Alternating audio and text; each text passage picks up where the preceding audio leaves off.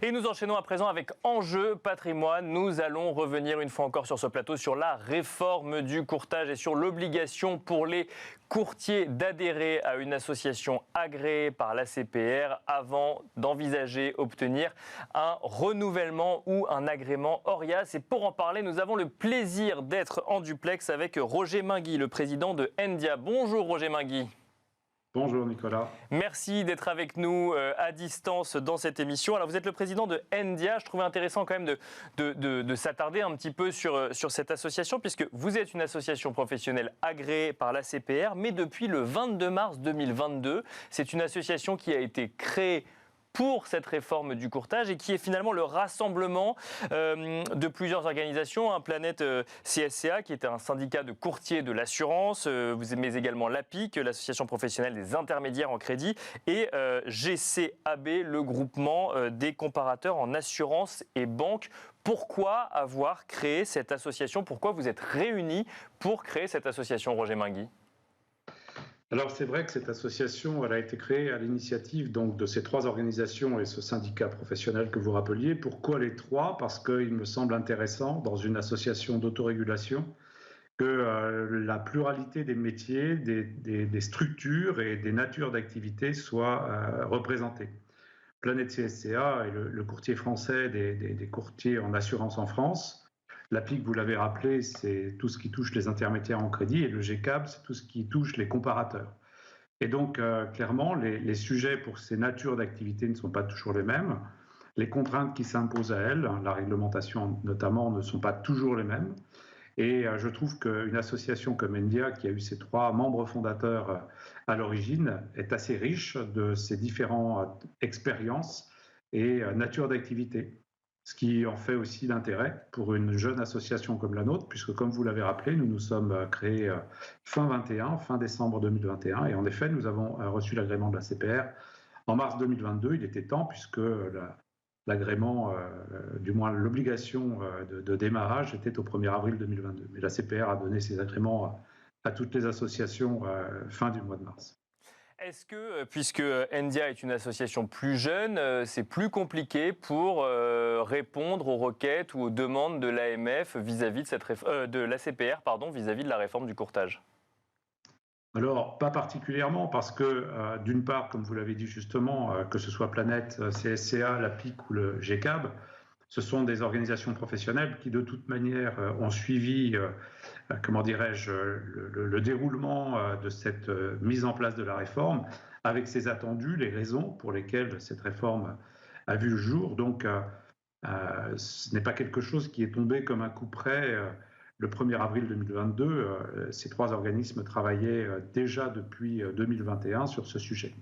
D'autre part, la DDA, la directive distribution en assurance, qui s'applique depuis 2019 et qui est d'ailleurs un des sujets repris dans la réforme du courtage, n'est pas nouveau en soi non plus. Ce qu'il est, en revanche, c'est la matérialisation finalement de cette mise en œuvre de la réforme sur les 6 principaux axes de conformité qu'elle contient. Donc, est-ce que c'est un handicap d'être jeune? J'ai envie de vous dire non, pas de ce point de vue-là. Est-ce que c'est un handicap de partir de zéro? Ça peut l'être si vous manquez de moyens et de recul, mais c'est aussi un avantage parce que vous n'en portez pas toujours l'historique. Et donc, ça peut donner plus d'agilité, me semble-t-il. Alors, pour les courtiers, Roger Minguy, c'est la dernière ligne droite, pour le coup, en matière de réforme du courtage. Certains... en tout cas, avaient jusqu'à la fin de l'année 2022 pour pour adhérer à une association. Il se trouve que ceux qui étaient déjà en activité ont jusqu'au renouvellement ORIAS, de leur numéro ORIAS pour adhérer à une association. Aujourd'hui, on est début janvier. Est-ce que vous constatez qu'il y a encore beaucoup de courtiers qui se posent la question de savoir quelle association choisir ou qui sont en train de faire les démarches actuellement? Alors, je ne sais pas si les courtiers qui n'ont pas encore adhéré à une de cette association ne l'ont pas fait parce qu'ils se posent la question de laquelle choisir. Je pense que nos amis courtiers et mandataires ont une petite caractéristique, c'est qu'ils attendent un peu la dernière vraiment échéance pour faire ce qu'il faut. Et certains avaient anticipé, d'ailleurs, on peut tous collectivement les remercier parce que ça nous permettait aussi de, comment dirais-je, roder l'association, de roder ses systèmes d'information. En revanche, il est vrai qu'aujourd'hui, il y a des courtiers, des mandataires qui adhèrent encore au moment où on parle, hein, qui adhèrent et qui vont adhérer probablement encore dans les 2 premiers mois de l'année 2023, parce que, en effet, ils vont constater que, ah oui, c'est vrai, j'ai oublié, si je n'ai pas adhéré à une association d'autorégulation, je ne peux pas aller vers l'ORIAS pour demander mon renouvellement. Et qui dit non-renouvellement à l'ORIAS dit ensuite blocage des commissions, enfin bref, Fin tout de ce que vous l'activité. pouvez imaginer derrière. Donc oui, il y a des courtiers qui ont attendu et qui attendent encore un peu le dernier moment. Forcément, ça crée un peu de pagaille, ça crée un peu de bouchons. Et donc, nous avons quelques délais aujourd'hui au moment où je vous parle.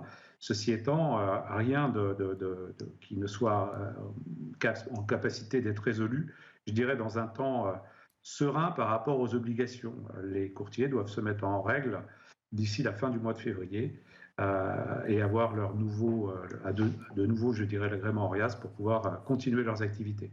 Donc moi, je ne serais pas surpris que au mois de janvier, c'est sûr, puisqu'on le constate en ce moment, mais même probablement encore courant février, nous aurons des adhésions de dernière minute, je pense. Alors justement, c'est une question qui vaut pour toutes les associations, mais c'est à vous que je la pose. Est-ce que c'est une crainte de voir trop de monde au dernier moment et peut-être un peu de bouchon, comme vous le disiez, sur le traitement des dossiers?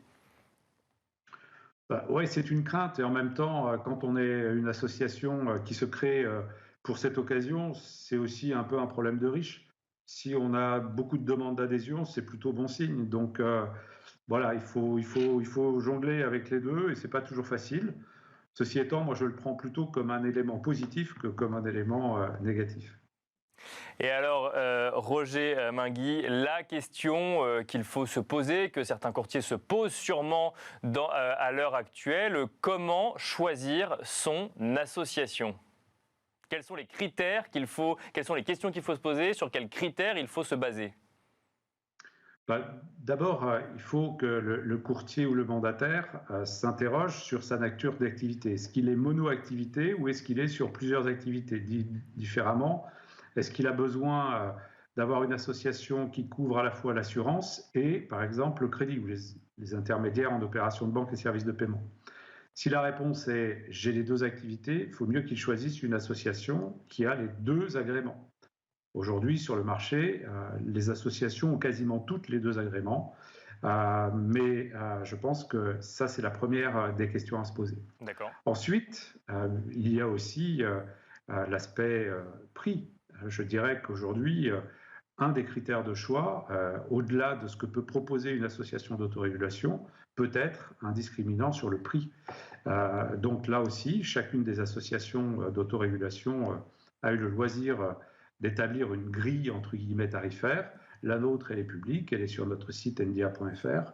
Et donc, ça laisse la possibilité aussi aux courtiers qui cherchent une association de regarder entre les différentes quel est le prix que pratique chacune d'entre elles.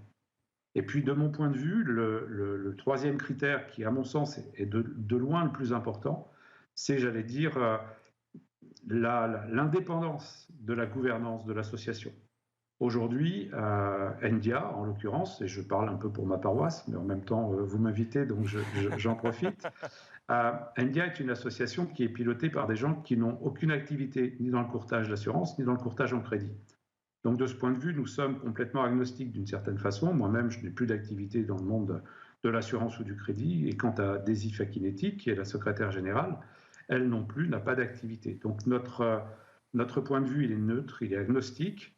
Et les plans de contrôle que nous allons déclencher, plan de contrôle ou de vérification, le mot juste est vérification, mais n'ayons pas peur des mots, c'est une forme de contrôle. Oui, c'est le rôle qui est attendu des associations. C'est un rôle de vérification qui est attendu des associations, ça c'est très clairement dit par la CPR. Tout à fait. Et qui dit vérification dit contrôle. Donc aujourd'hui, dans le texte de loi, on parle de vérification, on ne parle pas de contrôle. Mais bon, la réalité, c'est que ça reste du contrôle. De toute manière, le contrôle, c'est pas un mot qui est sale. Hein.